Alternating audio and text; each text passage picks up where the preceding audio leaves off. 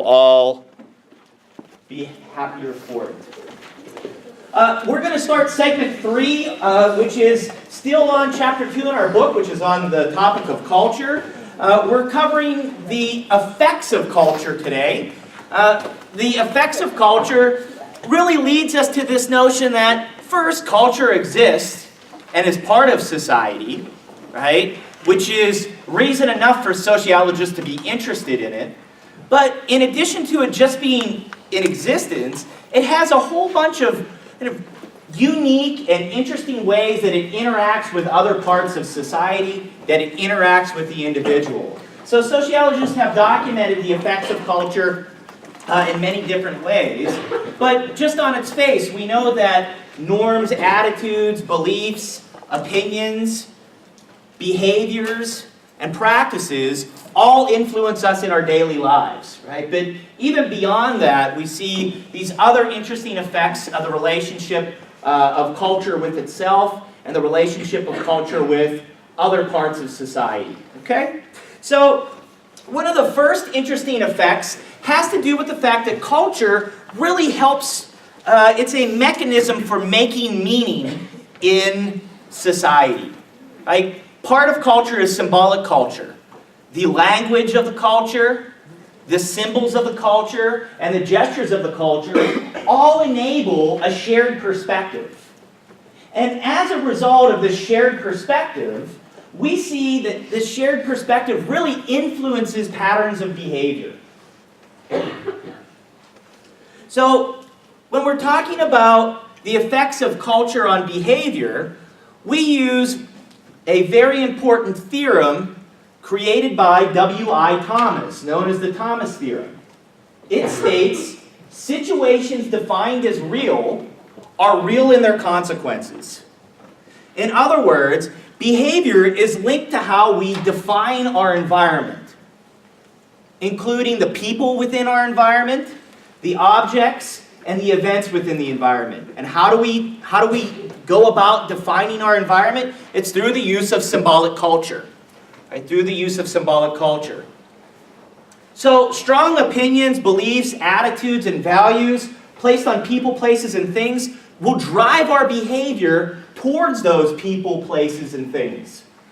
So, culture influences how we perceive the world, and as a result of influencing our perception of the world, it also influences our behaviors, our propensity to act in certain ways within the world. So if you just kind of strip away this complex, this complex definition, we can just simply say, okay, so what is good or bad in the world, right? What are some objects, people, places, and things that we define as being good and we define as being bad? And how does our behavior get impacted by us defining certain people, places, and things as being good or as being bad? What is scary versus what is funny? What is right versus what is wrong? What is valuable versus what is worthless? What is considered art versus what is considered not art? Will all influence our behavior to act in certain ways. So the mere notion that we share a common symbolic culture that not only has a shared language, a shared system of symbols, a shared system of gestures, it also has a shared system of meaning. We tend to define the same things as being good or as being bad within a singular culture, as being scary within a culture, or as being funny within a culture, as being right or as being wrong. We share these common meanings. And as we share these common meanings, we have common patterns of behavior that we act towards those different objects, people, and things. So one effect of culture is it really influences our behavior. And one way to think about this is that culture is a system of meaning that allows us to define the world around it, or around us, and as a result of defining the world around us commonly, we commonly act towards different people, places, and things in different ways. Okay? Another interesting effect of culture is the relationship of culture with itself, one component with another. The relationship between material culture and non-material culture. There's this unique relationship between the material culture, the artifacts that we create, the technology that we create, the physical spaces that we create within society, and our non-material culture, which includes the opinions and beliefs and attitudes and norms and practices that we have. We find that the non-material aspects of our culture actually change at a slower rate than the material aspects of our culture. In other words, technology, artifacts, and physical space changes faster than our opinions, our beliefs, our attitudes, and our norms and practices. So, I'll give you a great example of this. I see throughout the 130 of you in the classroom, there's probably approximately 10 to 12 laptop computers opened up on the desks of folks.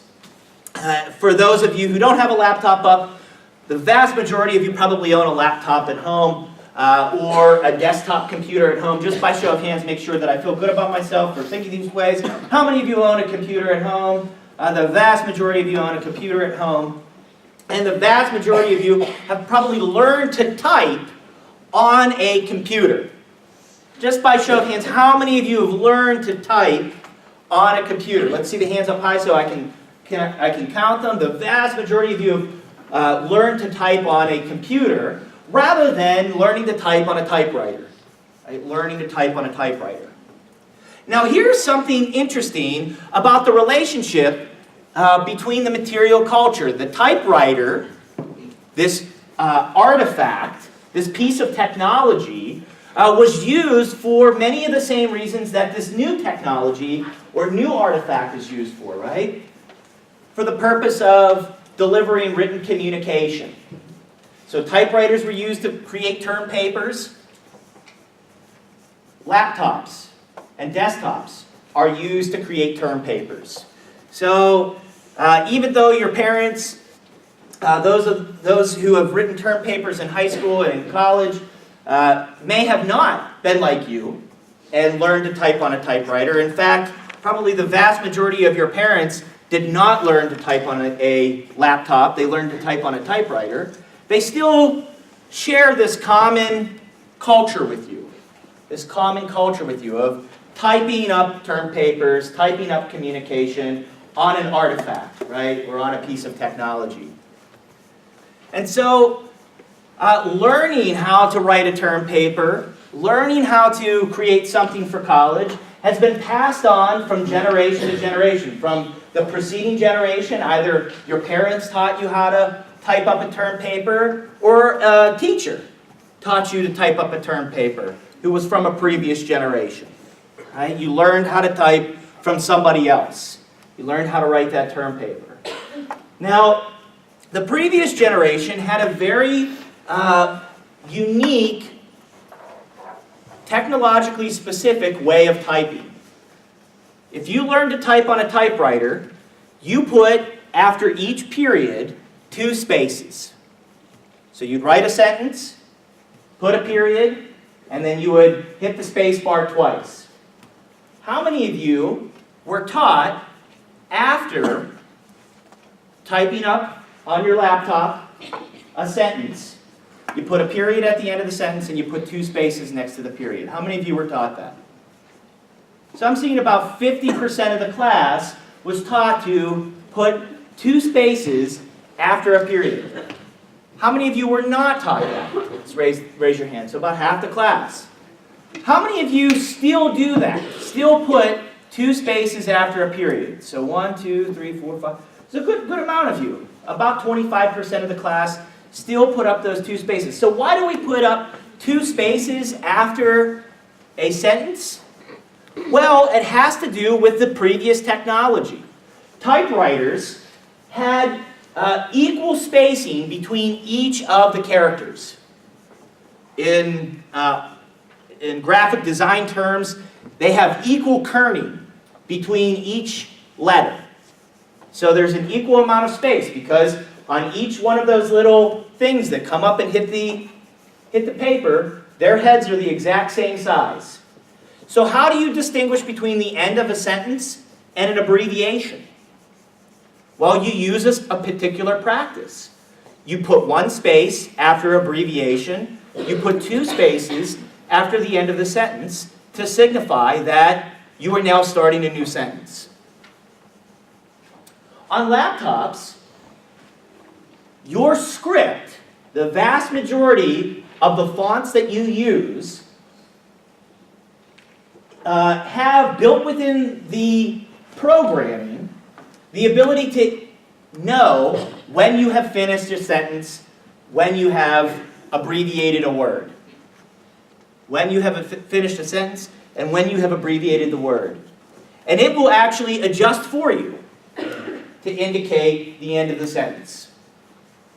Right? You will be able to clearly read when a sentence begins and when a sentence ends, be able to distinguish between an abbreviation and a period by virtue of the change in technology. But yet, the vast majority of us, well, I would say the majority of us, learned from our parents that you still put two spaces after the end of a sentence. And about a quarter of us, myself included, still do that practice. That practice, that behavior, is part of non-material culture. Even though the material culture has changed, technology has advanced and shifted to the point that we no longer have to do this, many of us still do. And this is not just true for typewriters. We see lots and lots of aspects within our culture that when technology changes, when artifacts change, when physical spaces change, we see our non-material culture staying the same. It's more difficult for us to change our opinions, change our attitudes, change our beliefs, change our behavioral practices, change our norms, than it is to change the technology. And we see lots and lots of instances where technology or technological changes fail, not because they weren't good, but because the non-material culture was unable to catch up to it. Right? Unable to change before the technology moved along. In addition to the relationship of culture with itself, we also see, once again, another effect of culture in the ability for people to perceive based on their culture. This comes in the name of the Sapir-Whorf hypothesis. The Sapir-Whorf hypothesis, which simply states our perceptions are determined by our thought processes. And our symbolic culture actually limits what we can think about, and thus what we can see. So, another way to put this is that there is a relationship between our language and our perceptions. There's a distinct and interesting relationship between our language and our perceptions. Those who share the same symbolic culture oftentimes share the same perceptions about the world. Someone from a different symbolic culture may have different perceptions in terms of space, right? Think about even our relationship with English-speaking European counterparts in terms of space. We think in inches and feet and miles. Our European counterparts think in terms of meters, centimeters, millimeters, kilometers. So even in terms of perception, space, differences in symbolic culture help us think about and also limit us in terms of how we perceive the world.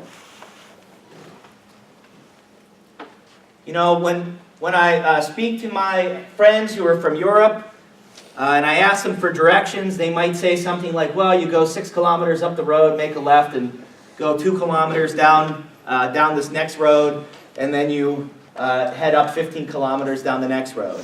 And I have to do a conversion in my head, right? I'm lost. I'm lost based on my European friends' directions, because I think in terms of miles. If you told me go up 1.5 miles, make a left, go 1 mile, make a right, and head 15 miles up the road, I can envision that a lot more easily than if you put it in different terms. So our perceptions are influenced by our language. So not just space, but material, right? Material. Different types of material. Texture, behavior, and even experience itself. Right? If you want to think about different cultures have different relationships between time. Right? Different language to describe the passing of time. Here in U.S. culture, we have a very accurate, very fine-grained perception of the passage of time. We talk about things in terms of milliseconds, right? In terms in seconds and hours. Other cultures might not have the same precision, might not have the use for the same precision, might not have the words for the same precision of time. And thus they perceive time differently than a language that has very accurate and an emphasis on very small increments of time. Even as we move through our life course, our languages change and our perceptions change. And I have a great example of this here. In the subculture of college life, there is a heavy emphasis on drinking. Right? You guys have the ability to have 4 years as an undergrad. 2 of those years you're above the age of 21, where you have a lot of excess time, not as much responsibility as an adult for the most part. And thus you see the development in college life, amongst college students, the development of a drinking culture. And so, as a result, college students have created a variety of culturally specific words for different phases and types and experiences of drunkenness. That other cultures don't necessarily have. And in fact, even in terms of your counterparts that are 10 or 15 years older than you, they might not use those same words and might not have a need to use those same types of words. So can we just do an experiment here? Someone name a type of drunk. A type of drunkenness. Wasted. So wasted. Go ahead. Turnt. Turnt. Go ahead. Blacked out. Blacked out. What else? What's another type? Is there only 3? Go ahead. Lit. Lit. Give me another one. Tipsy. Sloppy. What else? Is that it? Go ahead. Shit-faced. What else? Do you have one? No. You guys have no names for wasn't always sunny in Philadelphia. always. So what's some words that they use They there? were joking about a brownout instead of blackout. Brownout drunk, right? Instead of blackout drunk. What else? Any other ones? So as a sociologist, I've documented some here. Let's see if we can pull them up. Feeling it. Buzzed. Tipsy. We heard tipsy. 3 sheets to the wind. Beer goggled. Lubricated. Sloshed. Drunk as a skunk. Hammered. Smashed. Ripped. Wasted. Brownout drunk. So we got that one in there. Torqued. Tanked. Blitzed. Shit-faced. Blackout drunk. What is the difference between these different words? Is there a categorical difference in experience between being lubricated, blackout drunk, brownout drunk, feeling it, buzzed, hammered, smashed. You guys be the experts. Are there differences between these things? You're shaking your head, ma'am. What do you think? I think like if you're buzzed, that's different than like blackout drunk. So what's the difference between buzzed and blackout drunk? So you say that there's a difference. What's the difference? How much alcohol you have or like how drunk you are. So these are indicating different levels of drunkenness. So buzzed is a slight drunkenness. Blackout drunk is a very inebriated state. What other differences are there? So in levels, Someone could be regional. Three sheets of the wind, yeah, so it could be regional, it could be historical, right? Three sheets to the wind may be less of a used term anymore, but what else? So there's differences in the level of drunkenness. Go ahead. Like hammered and wasted, even though like they're kind of towards the middle. Like you can be hammered and like having a good time, and wasted you're just like all over the place. So they relate to the different types of experiences that one has while they're drunk. So if you're hammered, doesn't necessarily mean that you're having a good time. If you're wasted, it may mean that you're not having that good of a time. What other relationships between these different words are there? What do y'all think? You're the experts. Age. Go ahead. Age. So what about age? Like the younger kids say turn. They didn't say that one. Nobody said that. So turn. What is turned? So you guys all use the word turn, or a lot of you use the word turn. What does turn mean? Other than drunk. What's that? You're turned up. What does that mean though? I don't know. How do you know that you're turned? Go ahead. It means you're hyped, like you're hyper. I'm turned, like let's go. Yeah, so you're drunk. You're drunk, but you're like not turned down. You're turned up, right? So it's the experience of drunkenness also with the experience of excitement, right? Yeah. So it's a very different state than what you would say brownout drunk would be, right? What would brownout drunk be? This is between being blackout drunk and having Yes, probably you're probably not noticing things anymore. Right? You're probably unlikely to be turned up, right? So you might not be in this excited state once you're brownout drunk. You may not even be aware what state that you're in terms of level of excitement. So yes. So these words are unique really to youth culture, right? To youth culture. As you grow older, you will find that the need to be very descriptive about the level of drunkenness shrinks. And the social acceptability of different levels of drunkenness also shrink as well. So by the time you're 30, you may be able to get a little tipsy. But if you're blackout, you're probably going to be in trouble, right? By the time you're 40, you may be able to, feel it. But you're definitely not going to get turned, right? So different groups, even within the same social system, have different languages to describe different experiences. And experience that very differently. The college experience of drinking is very different than mainstream society's experience of drinking, right? Of drinking alcohol.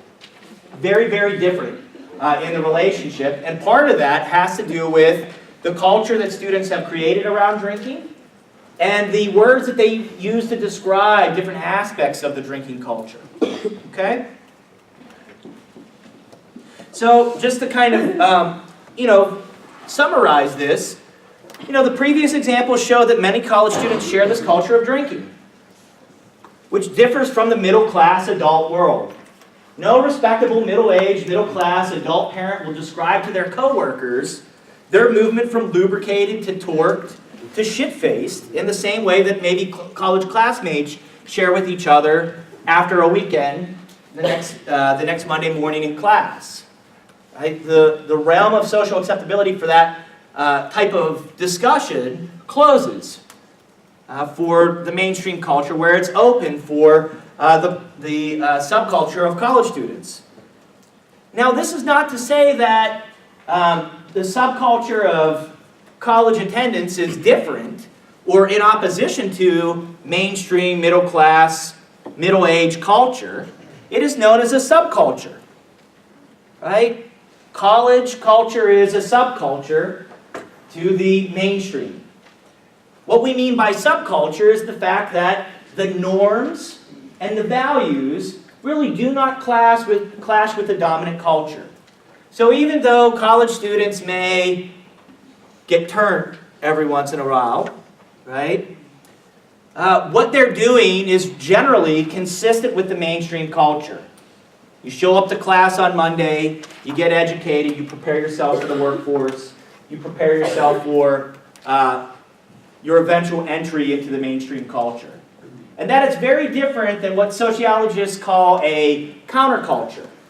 Right? A counterculture is when the norms and the values and the behaviors actually clash, are in opposition to or against the dominant culture. So even though you may hear adults, right, and if you don't hear adults, just go to a council meeting up in Indiana Borough, and you'll hear lots of adults complain about college culture. Even though you hear lots of adults complain about college culture, the culture itself is not against or in opposition to the mainstream culture.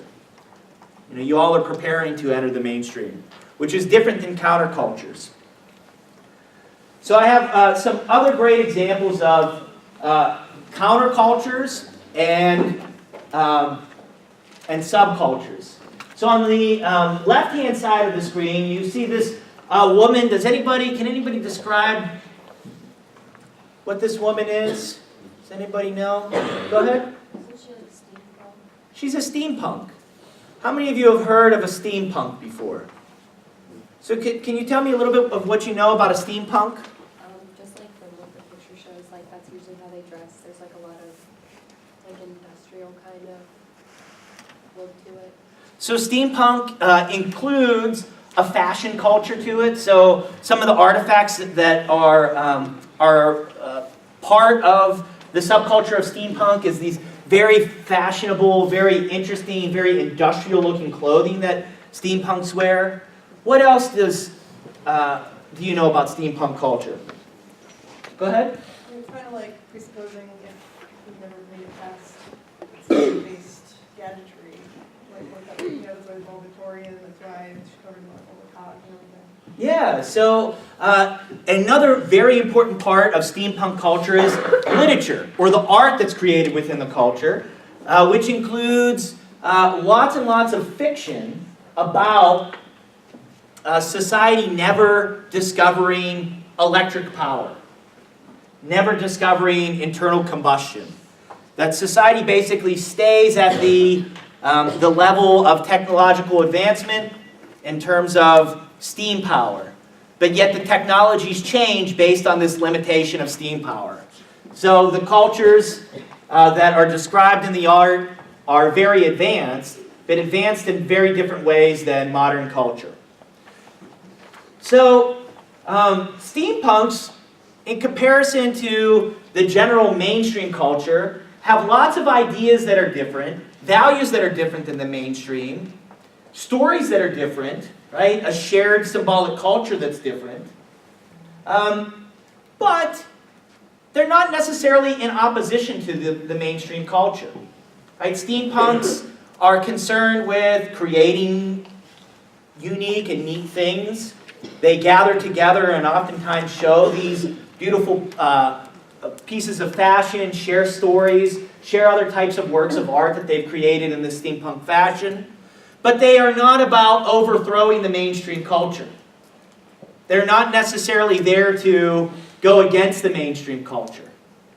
And that's why we refer to them as the subculture. On the right-hand side of your screen are two examples of a counterculture. First is the Ku Klux Klan, and second is the outlaw gang, motorcycle gang, the Hells Angels. Right, the Hells Angels. Similar to subcultures, they develop, both the Ku Klux Klan and the Hells Angels, develop their own unique system of symbols, system of language, system of values and beliefs and attitudes about the world. Right? Ku Klux Klan holds a strong, heavily held opinions and beliefs about racial superiority of whites. They have a system of practices or behaviors, patterns of behaviors that they utilize within their subculture.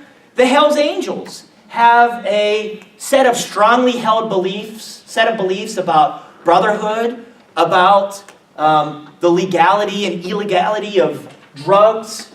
They have a strong system of belief about freedom and about their relationship to the rest of the world. Different than steampunk culture, part of the culture of Ku Klux Klan members and the culture of Hells Angels members is the opposition that they hold to the mainstream culture. Right? If the Ku Klux Klan had their way, American culture would be eliminated and replaced by the culture of the Klan's members. If the Hells Angels had their way, the culture of the U.S. would be eliminated and replaced with the culture of the Hells Angels. So as part of their culture, right, as part of their attitudes and values, includes the belief that their culture should, in fact, overthrow the mainstream culture. So that's the difference between a subculture and a counterculture. Right? Steampunks have their own attitudes, values, and beliefs, but part of those attitudes, values, and beliefs are not that the mainstream culture should be eliminated, but only to the extent that that culture exists within its own group. Countercultures, as part of their belief system, as part of their value system, is the overthrowing or overturning of the mainstream culture. So that's the difference between the two. Okay? And we have lots and lots of examples of countercultures and subcultures existing within the United States beyond those two. Another interesting relationship between culture and the individual is the fact that individuals are all born into a culture. They're all socialized into a culture, which we will cover in chapter 3 in our book. And when they're born into a culture, this goes for each and every one of you, you are born at a different and unique social location. Right? So, social location is really a combination of a variety of differences that people are born with, that people grow into, that gives themselves a unique perspective within society. So we are all born into, I'll give you some great examples, we're all born into a geographical region. The vast majority of us here have been born into the United States, in the state of Pennsylvania, many of us in western Pennsylvania, some of us in eastern Pennsylvania. We are all born into a social class. Our parents have some level of means, right? Some level of means. We are all achieve a different educational status. So you all are achieving the status of a college graduate. Right now you're at a college attendee. And these differences and similarities help us to view the world in a different way. Right? Our social location is an imperfect lens for viewing the world, because we view our culture from our own social location. And this, for the vast majority of the time that we spend on Earth, is non-problematic. Right? Because we spend the vast majority of our time in our social location. But from time to time, we're taken from our social location and kind of plopped in other areas of society, other places that do not make as much sense to us. And we see two effects of kind of being moved from the social location that we're used to another social location. The first is culture shock, and the second is ethnocentrism. So culture shock is really the disorientation that can occur when coming into contact with another culture or coming into contact with another social location that is different from the one that we know and we are used to. Right? So, great example, I'll give you a great example. I spent the vast majority of my life living in Western Pennsylvania. Right? Living in Western Pennsylvania. I was born here, a little town called Lower Borough. Grew up here, went to school at State College. Then I went and did a master's degree at IUP, and really didn't move away from Western Pennsylvania until I left for my PhD. I moved down to Florida. Right? Very different part of the country, still part of the United States. Has different kind of cultural changes. Right? Different cultural changes that are different from the North in comparison to the South. So one thing in the South, there's a different orientation towards time. People take more time to do things than in the North. We rush around a lot in the North. In the South, it's a little slower, right? A little slower on a day-to-day basis. It's like, what in Sam Hell is going on here, right? What in Sam Hell is going on here? I can't get my things turned on. I can't get my things, ready in this place. And I asked around to a bunch of different people, and the vast majority of them that lived in the South said, well, that's the time that it takes to get stuff in. You need to get it scheduled, and that's usually the schedule. If you get your stuff all on and ready within a month, you're good. So it didn't seem to matter to the Southerners that things take a little bit longer. Right? But to Northerners, it seems to matter a lot. So I experienced culture shock. I was disoriented from this slight change in the relationship between time for Northerners and Southerners. I got used to it. In fact, there's lots of benefits to taking your time on things. Not worrying so much and rushing all the time. But the first thing that happened to me is I fell back on my Northern way of thinking. Right? From the social location which I came from. I experienced ethnocentrism. The unfounded assumption made by a member of a culture that their way of living is the best.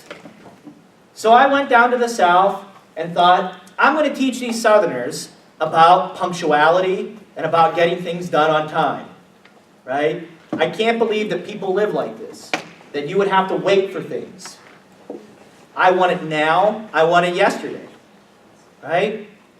And the way that these people live down here is wrong. Right? And backwards. This is what's known as ethnocentrism.